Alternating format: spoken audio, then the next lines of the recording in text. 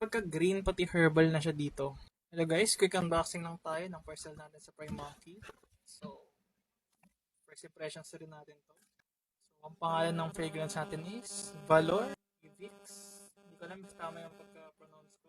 Ito yung Valor na may kana version ng Prime Monkey. So, sniff na natin. Bango niya guys, hindi siya apple tapos smoky katulad ng OG na Valor. Pagka-green pati herbal na siya dito sa Valor IVX. So, yung ibang-iba siya sa Valor, hindi siya redundant kunin. Alam ko ano pa lang ito prototype, so hindi pa siya final form.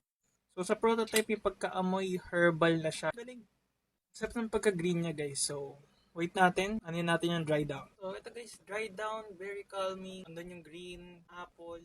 Very relaxing ang scent na guys. Na-enjoy ko siya. Overall guys, mabango.